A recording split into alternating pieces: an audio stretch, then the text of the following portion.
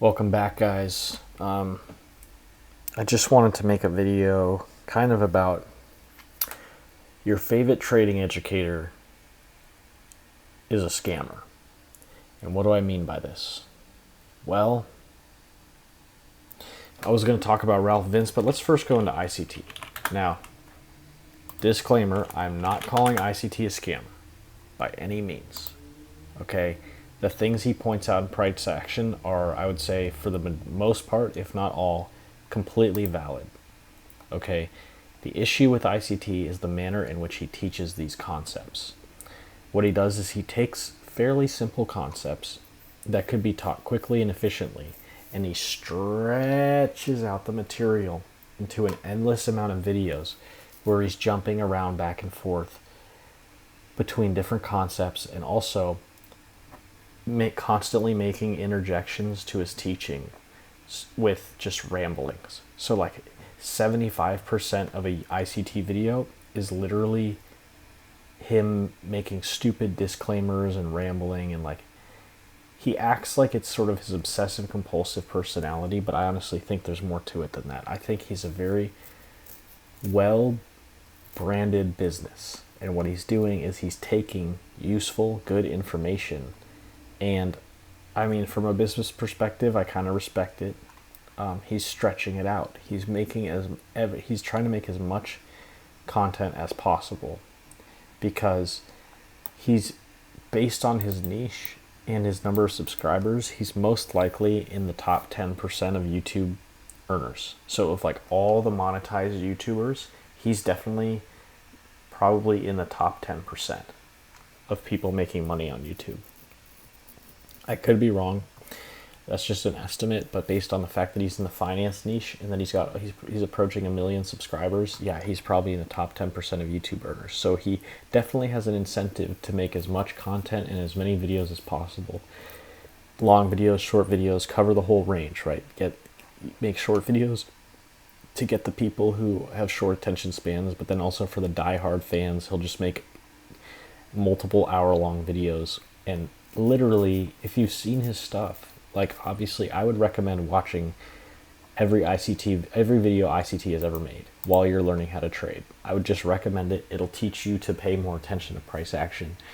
Whether you agree with his concepts or not is like somewhat irrelevant, because it's more just about teaching you to really pay attention to price, paying attention to liquidity sweeps, highs and lows, stuff like that. Okay, but it's very convenient how he will manage to put out a 2-hour-long video. And look at this. His videos are now pushing, he's getting 100K views on videos in 1 to 2 weeks for like most of his videos. Okay, so this guy's making bank, okay, off YouTube. So who even knows if he trades? I know he supposedly trades and he knows how to read price action, but I heard he's like blown multiple Robbins World Cup accounts. I don't know if it's true or not, but the thing about ICT is he makes claims and he doesn't back them up. His understanding of price action and reading it is great, but there's times where he's definitely overselling himself. Okay, I'm not trying to go full Vinny E. Mini on him. I know Vinny E. Mini hates ICT's guts. I'm thankful for a lot of what ICT has taught me. I'm not thankful for how much time he sucked out of my life having to watch his content to learn it. But, it is what it is. If you want to learn his concepts, you have to, suffer through a lot of it. But at this point, I didn't even watch this full video. And another thing I know that made me know that he's kind of, not as good as he says he is he's saying that the market price... Oops, sorry. I have to close that. I won another day trade today. Using my concepts, not ICT's concepts. I mean, just the liquidity sweep, but I literally, because this is a long bias market, guys, what did I do today? I saw it sell off, but we know that in a long bias market, short plays will go less far on average and last less time on average than long plays, right? So when it sells off, it will not sell off as far or for as long as any upwards movement, right? So what did I do? It created this low for today. I bought at that low. and I just sold at this high right here. So I bought below this low, it made this high, and then I set a take profit. So I buy below this low, it comes up, makes this high, comes back away from it, so that's where I set my take profit. Honestly, I probably could have set it higher, but because in the short term it looks like a sell-off is possibly underway, I don't necessarily trust that price will go higher than this. It probably will. Knowing statistics about this asset is that it tends to buy more than it sells. However, because it seems to be in a bit of a sell program right now, I'm still not trusting long plays. I'm trusting long plays enough to know that buying is still better than selling, but I'm also expecting the buys not to last very long. So on one mini, the from here to here was about $800 profit. Now it's paper trading. I'm not using live funds because I'm still experimenting with day trading strategies and stuff. But this is working better than anything else before. Okay, anyway, back to ICT. Well, I think I've talked about ICT enough. All I'm saying is he's not everything he chops himself up to be, but he's definitely one of the best educators you can learn from. But there's definitely a lot of drawbacks to having to learn from him. I still think it's worth it in the long run. But if you study him enough, you'll know exactly what I'm talking about. He gets extremely annoying. And the thing about him that's even more annoying is he does these things called Twitter Spaces, where he literally talks for 3 hours on the Twitter Space. Dude, it's like, do not listen to that stuff. If he's not showing you a chart visually, I wouldn't waste the time on him. But all his videos, I would watch them because he's showing you charts and showing you examples. But I wouldn't sit there for 3 hours listening to him ramble, okay? Because then it's basically like, whereas in these videos, like, it can be like 50 to 80% of the video is him rambling. His Twitter Space is like 90 to 95% rambling. Okay, anyway, let's go to another educator who I found how I have a lot of respect for. His name is Ralph Vince. If you've ever heard of Ralph Vince, he wrote a book a couple decades ago called The Mathematics of Money Management or something like that. I can't remember. You can look it up. Just look up Ralph Vince Money Management. You'll find it. The PDF's actually free online now. Somebody they photocopied the book and they uploaded it or whatever. He gets into like some pretty complicated math that's honestly above me. I never took calculus and stuff, but he basically proves that like risk management is highly important in trading. Now, based on my strategy now, I beg to differ a little bit, because the more my strategy works, the less I'm using stop losses. Now, I know that sounds crazy, but what am I doing? I'm buying below lows, targeting highs on a long biased asset. And the thing is, if I put a stop loss, I don't know how low it's going to go. What I know is that once it punches below this low, it's probably going to go back up. And if it doesn't go back enough, then you can buy more when it punches below this low, or you can look back, right? You could buy below this low. You see what I'm talking about? So if you put a stop loss, if stop losses work for you and you're profitable, great. All I'm saying is this. Since I stopped using stop losses, my paper trading account has gone from negative to positive, and it's gotten higher than it's gotten in a long time. And it's the reason being that stop losses, I believe that unless you have an edge that involves stop losses, I personally believe that in a lot of cases, stop losses are designed to get eaten up, meaning that once you place the stop loss, you're pretty much guaranteeing you lose the trade, because I'm not trying to predict how low or exactly where price is going to turn around. All I know is that once it punches below this low, it's most likely going to go back above this low and go above a high that's formed. It's probably, I could have targeted this, but there's no real fair value gap there, so I didn't target that, meaning that the next target would be up here. But in a sell program, I don't trust it to actually go up that far. It actually, honestly, it probably will. It probably will. But since I didn't trust this high and I don't trust that high, my only option was to take this very close high, but that's still $800 for one mini. Okay, anyway, jumping around too much. Ralph Vince I signed up for his newsletter because he has a newsletter. But something that I've noticed is either he has gone to the dark side, or he is like, despite having been a profitable trader for decades now, even he is struggling. Okay, so there's two scenarios. Either he's very good at money management and like has some statistical or indicator edges that work from time to time, but his overall fundamentals are still bad. Or what I probably believe is that he's gone to the dark side. So since the beginning of this year, he's been trying every month or 2 months or so, he sends out a newsletter, and every newsletter this year has been that the market is quote unquote too high, and the market just doesn't make sense, and we should be expecting to sell off, and so we should be short selling. It's kind of like that. He's not telling us to short sell, but he's saying that the market's way too high, overpriced. And if you guys know my videos and you've been watching me, you know that that's completely false. And I'm probably probably less than 5%. I don't know. I don't know the figure, but I would say probably less than 5% of traders actually believe that this long bias on the market this year is justified, right? I'm definitely in the minority in thinking that this is completely normal. And I was, not only that, but I was expecting the price to go this way since January, and definitely since like February, and definitely since April. The more it started to buy up this year, the more confident I became in my theory that the market's going to be bullish starting at the beginning of this year, right? I guess it started off with kind of a lucky guess, but the more it started to fulfill, the more I realized what the fundamentals behind it were.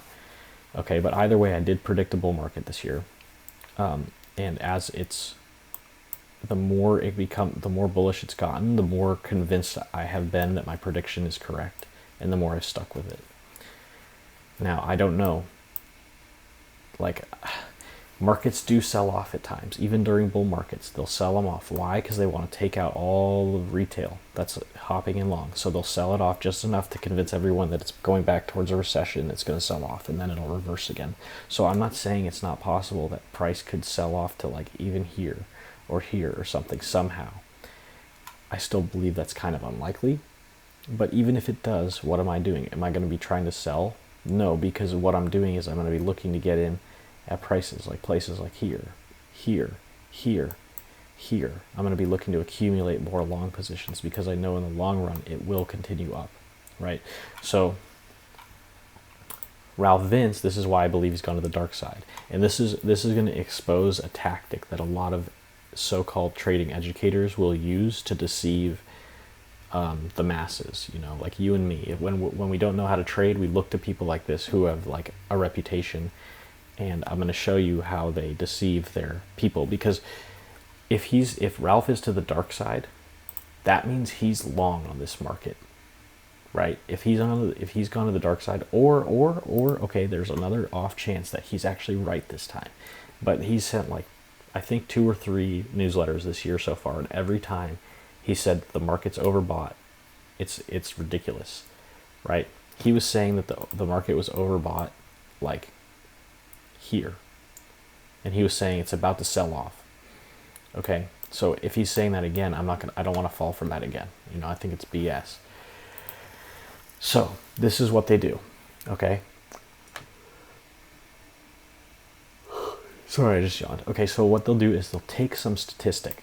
And this is if you take a statistics class, you know that stats can be totally manipulated. I've said this in previous videos. You can take things that you can take a coincidence and make it look like a correlation, or you can take something that it may be a correlation but use it to like jump to a conclusion that's not completely proven.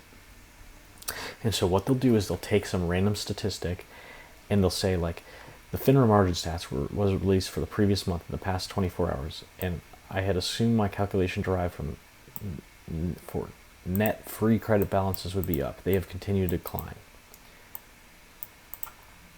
So he'd go, examining the FINRA margin data, when we invert net free credit balances, we see the following. And he'll take this, right? all he's showing you is that okay, net free credit balances is correlated with the actual price of the stock of the S&P 500. Okay, that's all he's done is show that when there's the net free credit balance kind of mimics what the market looks like, right? Okay.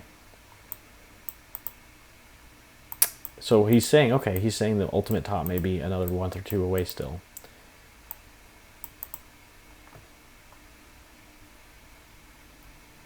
And he's admitting he was wrong. And then now he's saying a month or two away before the final top, before a crash. Okay, so he's saying, first off, he's not saying it's going to happen right now, but he's still telling you what the market's going to sell off. And he's saying short-term signals are all saying sell. Okay.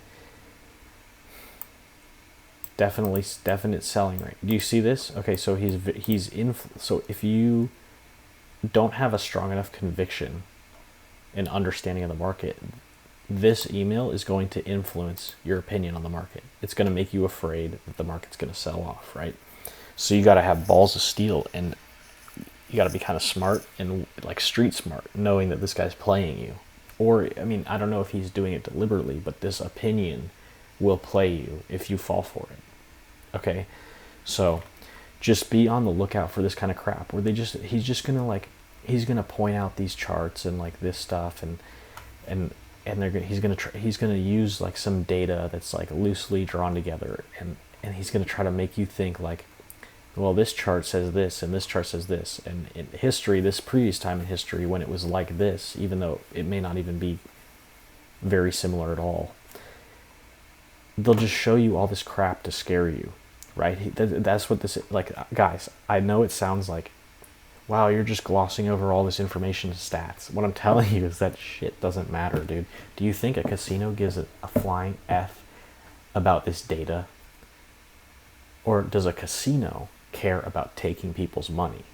Okay, so all this stuff is just a distraction, dude. I'm not saying that you couldn't maybe derive some useful information out of this type of stuff and build a model that's profitable. But what I'm saying is you don't have to do it that way. You don't have to be a math whiz, statistics whiz, quantitative finance genius. Okay, all you have to know is that the real core of money making is taking it from other people. You can take the current short-term sells too.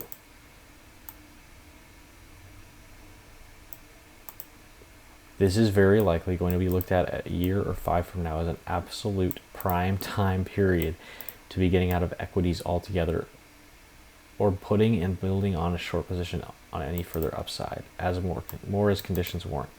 So he's totally gone to the dark side, right? And the thing is you know that he, or maybe someone muscled him into this, but like this guy is rich, okay? And so how do you think he's getting rich here? He's keeping retail in the dark because he knows that his long positions are going to pay out better. The more people that he can get to short sell, the harder the market can go up. Okay, and this is kind of a conspiracy theory, and maybe this isn't complete. Maybe this guy totally believes his own bullshit, and like he's just duped. Okay, but I really don't think that this guy. To me, what this looks like is a very cleverly designed scam. Okay, and this is how the whole system is. I don't know the inner workings of the whole thing, but I know that the stock market is owned by the Freemasons, and if you know about that stuff, like, it's not a pretty picture. Okay. But what they do is, like, there's powerful people that do own this world. Okay, and they can buy people out. They can put these talking heads. They can turn a legitimate, profitable person with just by adding money to that person's income, they can take the seemingly realist of dudes and make them flip on a dime and turn against everyone. And use them to the advantage, right? I don't know how it all works.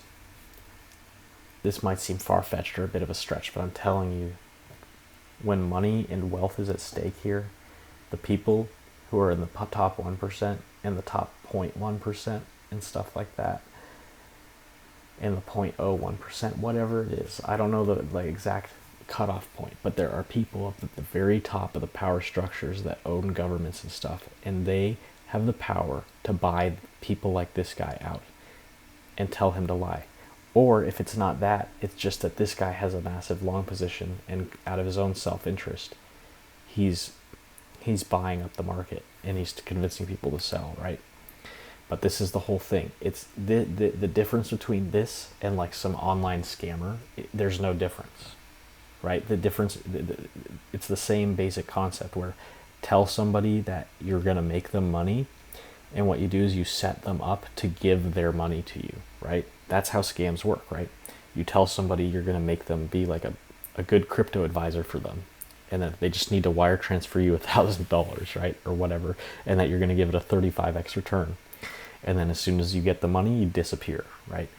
This is kind of the same thing, except this guy doesn't have to disappear because it's just an opinion thing, right? Like he can make disclaimers like not financial advice or whatever this stuff, or he's licensed, right? But this guy doesn't suffer at all for being wrong or losing his customers' money because it's just an opinion and everyone's trading at their own risk, right? So this is like a safer way to scam people, is to just build up a long position when you know the market's bullish and convince all of your retail followers that it's bearish, therefore providing more money on the other side of the trade that can be just absolutely taken and just rip people's faces off, right? So again, I don't know this guy's ultimate objective. Either he's bought and paid for by someone by people more powerful, or he himself has a big enough long position that he just has his own self-interest to deceive them. Maybe it's both, okay? But basically, like, it seems to me like there's this big, I can't prove it, guys, but I know that there's, and I'm not saying ICT is in the same thing. I think ICT is just some self-made guy. ICT's business is not convincing people the market's going to sell off, although he has said that he believes it's going to happen. ICT's whole like scam is that he just makes tons of videos, keeps people watching, and collects money from AdSense revenue. Okay, that's his that's his hustle. I won't call it a scam. That's his hustle, right? From a business perspective, I respect it. From a trader's perspective, I have no respect for it. Okay, but this is a scam. Okay, so, but I would recommend subscribing to people like Ralph Vince and stuff. So when you see these emails, it will increase your conviction that doing the opposite of this opinion is going to make you money, right? Because like this can be like maybe a few years down the road, his newsletters are going to start saying, wow, the market looks really strong right now. Like everyone should buy, right? And so when you start seeing that stuff, that's when you start getting warning signals to start unloading your long positions, right? So as much as this works against retail, it can work for you, right? Because it's like the magician's first thing the magician must learn is like misdirection, right? And sleight of hand, that kind of stuff. So it's all about tricks. So if you know what the trick is, then you wanna know when they're performing the trick so that you see it happening and you have the evidence in front of you. Because this, I'm just telling you guys, you may not believe me, this sounds far-fetched. This is fundamental. This is fundamental analysis. Okay, there's two forms of fundamental analysis. There's studying companies that have earnings and revenue growth and stuff like that. But in terms of the broader context of a bull market, this is the fundamental. When you see what the Masons or whoever is like running this from up top, calling the shots to these guys to like put out their opinions to deceive retail and stuff, or this guy's just deceived. But either way, he's echo chambering the narrative that's being promoted by the powers that be, like the people up at BlackRock and stuff like that, right? When you know their play, you just do the opposite, right? And so you need this stuff to increase your conviction. But anyway, yeah, as I was saying, this is fundamental analysis. Fundamental analysis is understanding it's a zero-sum game. There's takers and there's givers, and you don't want to be a giver in this financial market. When you're in speculative financial markets, you do not want to be a giver. You want to be a taker. And so what you have to do is look at what the taker's saying. Who's he saying this to? He's saying it to the givers. Okay, so don't be a giver, be a taker. Okay. that's really it for the day, guys. Okay, take care, and I'll see you next time.